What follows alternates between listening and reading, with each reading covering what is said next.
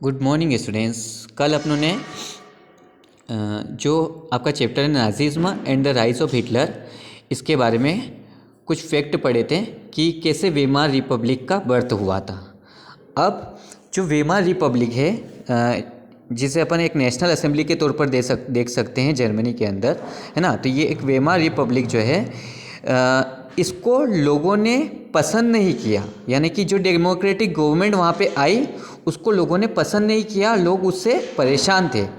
अब आप सोच रहे होंगे कि सर एक डेमोक्रेटिक गवर्नमेंट तो बहुत अच्छी होती है ना, जो कि जनता द्वारा चुनी जाती है, तो ये तो एक बहुत अच्छी सरकार थी। तो फिर वेमार रिपब्लिक को लोगों ने क्यों पसंद नहीं किया? देखिए, इसके पीछे एक बहुत बड़ा कारण था, और वो कारण क्या था मैं आपको समझा देता हूँ। फर्स्ट वर्ल्ड वॉर हुआ, इसमें एलाइड पावर वॉन हुआ, है ना। एलाइड पावर जो है जीत गया था और सेंट्रल पावर जो है वो हार गया था। तो डेफिनेटली अब यहाँ पर एक सिचुएशन बनेगी कि एलाइड पावर कुछ कंडीशंस रखेगी जर्मनी को अपनी वहाँ पे सरकार एस्टेब्लिश करने के लिए। तो यही कुछ कंडीशंस थी, यही कुछ शर्तें थी, है ना, जो कि जर्मनी के लिए बहुत भारी पड़ी। ठीक है, क्योंकि जो नई सरकार आई थी, जो नेशनल असेंबली थी, यानी कि जो वेमार रिपब्लिक था, उसको शर्तें माननी थी किसकी? एलाइड पावर की, है ना। फ्रांस, इंग्लैंड, रशिया, यूएसए, जो इनका एक पूरा कंट्रोल था जर्मनी के ऊपर, है ना, क्योंकि ये युद्ध जीत चुके थे। तो अब जब ये युद्ध जीत गए तो ये डेफिनेटली कुछ ना कुछ कंडीशंस रखेंगे।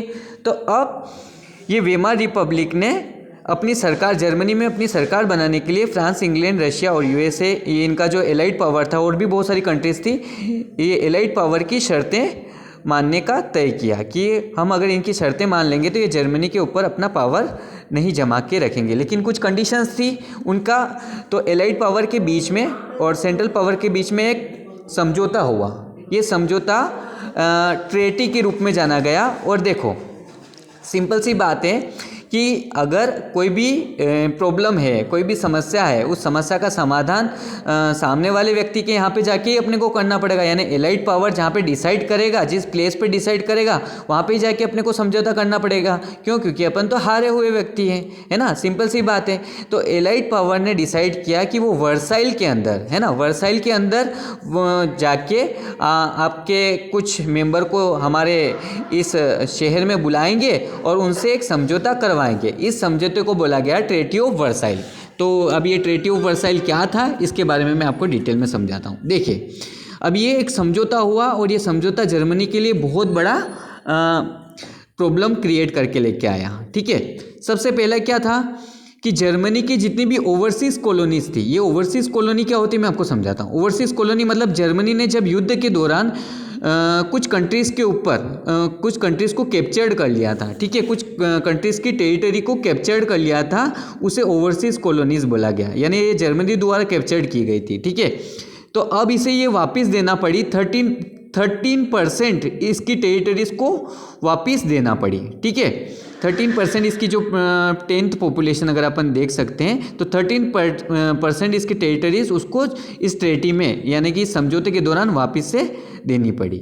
फिर 75% इसका, अच्छा, इसके जो रिसोर्सेज थे, ये जर्मनी जो है यहाँ पर जो है पूरा का पूरा रिसोर्सेज, रिच रिसोर्सेज थे, बहुत ज़्यादा रिसोर्सेज अवेलेबल थे। तो उन रिसोर्सेज पर भी इस ट्रेटी के अंदर कैप्चर्ड किया गया। तो आयरन, 75% इस देश का आयरन जो है वो इस ट्रेटी में, समझौते में दे दिया गया। किस किस को दे दिया गया वो कंट्री के नाम भी मैं आपको बताऊंगा। 26% कोयला जो है वो दे दिया गया। ठीक है, तो इतना सारी चीज़ें चली गई किसके पास? फ्रांस के पास, पोलैंड के पास, डेनमार्क के पास और लिथुनिया के पास। ये सारी कंट्रीज़ ने इनकी टेरिटरीज पर भी कब्जा कर लिया, और 75% आयरन और कोल भी इनको देना पड़ा इस समझौते के दौरान। अगर ये नहीं देते तो फिर पूरा का पूरा पावर इन सारी कंट्रीज़ के ऊपर, कंट्रीज़ का होता, जर्मनी के ऊपर, क्योंकि वो एलाइड पावर जो है वो जीत चुका था।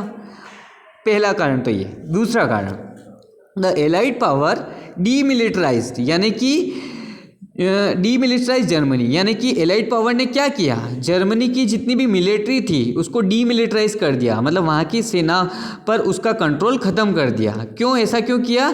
ताकि जर्मनी अपने ऊपर पूरी तरीके से पावर एस्टेब्लिश ना कर सके।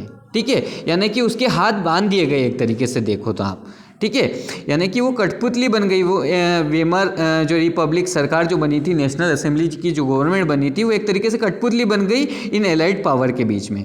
और यहाँ की जो आर्मी स्ट्रेंथ थी उसको रिड्यूस कर दिया गया है ना, और should not produce any war weapons, और किसी भी प्रकार का वॉर वेपन्स इनके द्वारा नहीं किया जा सकता था। मतलब कुल मिला के बहुत सारी कंडीशंस अप्लाई कर दी गई कि हम आपको गवर्नमेंट तो बनाने दे रहे हैं बट इन समझौतों के साथ, इन ट्रेटी के साथ। इसे ट्रेटी ऑफ वर्साइल बोला गया, और ये ट्रेटी वर्साइल में हुई थी, इसीलिए इसे ट्रेटी ऑफ वर्साइल बोला गया था। ये फ्रांस के अंदर है, ठीक है। उसके बाद third point, the war guild close held Germany responsible for the war and damage. अच्छा, अब देखो जो भी युद्ध होता है, उस युद्ध में जो जीत जाता है, और उसमें जो कोई भी वॉर होता है तो डेफिनेटली फिक्स है कि उसमें बहुत सारा इकोनॉमिकली डिस्ट्रक्शन भी होगा और पॉलिटिकली डिस्ट्रक्शन भी होगा। तो जितना भी नुकसान हुआ था, जितना भी डैमेज हुआ था किसी भी कंट्री के अंदर, उसके लिए जिम्मेदार जर्मनी को ठहराया गया पूरी तरीके से, है ना, कि आप ही ने युद्ध की शुरुआत की थी, इस वजह से जो है ये सारा हर्जाना जो है आपको ही फुलफिल करना पड़ेगा। तो एलाइड की जितनी भी कंट्रीज में डैमेज हुआ था, नुकसान हुआ था, उसकी भरपाई किसको करना पड़ी? जर्मनी को करना पड़ी, और उसको कंपनसेशन अमाउंट देना पड़ा 6 बिलियन पाउंड्स। इतना ज़्यादा अमाउंट इन एलाइड कंट्रीज को इनको देना पड़ा। तो अब यहाँ पर तो स्थिति और भी गंभीर हो गई, है ना, यानी कि जर्मनी की हालत तो पहले से ही खराब थी, वॉर लड़कर, युद्ध लड़के, और 6 बिलियन पाउंड्स उसको देना पड़ा। तो यहाँ पर उसकी आर्थिक स्थिति और ज़्यादा कमज़ोर हो गई। The allied army also occupied the resources, यानी एलाइड आर्मी ने सारे रिसोर्सेस ऑक्यूपाइड कर लिए, जितने भी रिच रिसोर्सेस थे, है ना, ग्रीनलैंड के बहुत सालों तक रिसोर्सेस ऑक्यूपाइड करके रखे। तो ये ट्रेटी ऑफ वर्साइल्स के अंदर हुआ, और इसी वजह से वहाँ के जर्मनी के लोगों ने वेमर रिपब्लिक को पसंद नहीं किया।